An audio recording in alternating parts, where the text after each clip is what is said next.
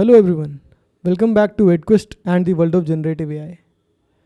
पिछले 3 मॉड्यूल्स में हमने समझा कि जनरेटिव एआई क्या है, क्यों है और आपको किस तरीके से बेनिफिट कर सकता है, इसकी एप्लीकेशंस क्या क्या हैं और आज की टाइम में ये सबसे डिमांडेड स्किल क्यों है।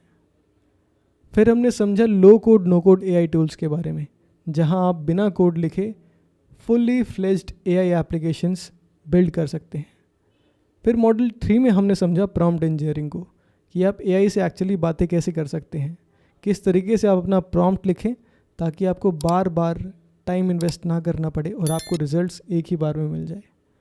अब हम नए मॉड्यूल की शुरुआत कर रहे हैं, जिसमें हम जनरेटिव एआई की दुनिया की सबसे इम्पॉर्टेंट या फिर सबसे पावरफुल टॉपिक को डिस्कस करने वाले हैं, रिट्रीवल ऑगमेंटेड जनरेशन, जिसे रैग भी बोलते हैं। अगर आपने कभी सोचा है कि AI models like chat GPT, Gemini आपको डॉक्यूमेंट्स, पीडीएफ या फिर आपके अपने डेटा के बेसिस पर कैसे आंसर देते हैं, तो you are at the right place, because इसी मॉड्यूल में हम इस लॉजिक को डिकोड करने वाले हैं। सबसे पहला question, what is rag? Rag actually है क्या और हमें इसकी ज़रूरत क्यों है? चलिए एक सिंपल एग्जाम्पल लेते हैं। सोचिए आप चैट जीपीटी से पूछते हैं, what is the refund policy in my company?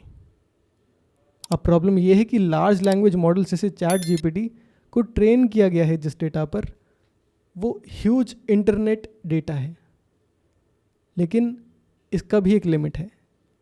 ये आपके कंपनी के इंटरनल मैटर्स या रीसेंट रिपोर्ट्स को डायरेक्टली नहीं जानता। एग्जैक्टली यहीं पर रैग काम आता है।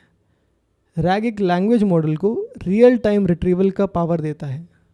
मतलब मॉडल के पास सिर्फ ट्रेनिंग डेटा नहीं, बल्कि वो एक एक्सटर्नल सोर्स जो कि आप प्रोवाइड करेंगे, वो कोई डेटाबेस हो सकता है, कोई डॉक्यूमेंट हो सकता है, कोई पीडीएफ हो सकता है, उससे रेलेवेंट इन्फॉर्मेशन फेच करके आपको आंसर देता है। सोचिए आपके पास एक सुपर स्मार्ट असिस्टेंट है जो आंसर देने से पहले थोड़ा रिसर्च कर लेता है। That is what RAG does. It is like giving AI the ability to look things up before speaking.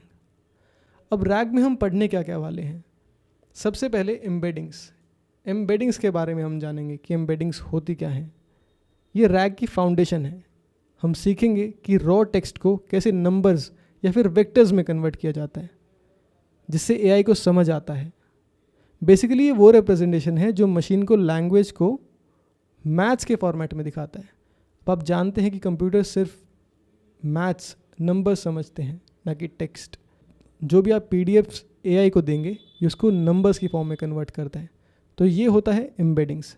फिर हम पढ़ेंगे वेक्टर डेटाबेसेस के बारे में। अब आपने डेटाबेस तो सुना होगा, बट वेक्टर डेटाबेसेस शायद आपके लिए नई टर्म हो। अब जब आपने एम्बेडिंग्स बना ली है तो उनको स्टोर करना ज़रूरी है।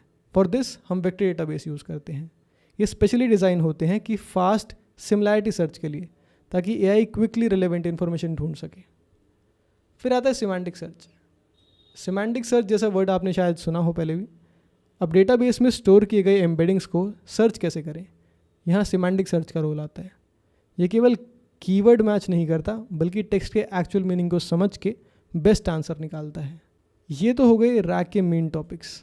कुछ सब टॉपिक्स हैं जो कि और भी इम्पॉर्टेंट हैं, उनको हम इस प्रोसेस में समझेंगे और देखेंगे कि वो किस तरीके से अपनी फंक्शनैलिटी को इम्प्लीमेंट करते हैं। हम देखेंगे कैसे एक स्टेटमेंट को एम्बेडिंग में कन्वर्ट करना है, कैसे एम्बेडिंग्स को वेक्टर डेटाबेस में इंसर्ट करना है, और फिर कैसे सिमेंटिक सर्च से सही इन्फॉर्मेशन रिट्रीव करके एआई को यूज़ करवाना है और एक डिज़ायर्ड रिस्पॉन्स निकालना है।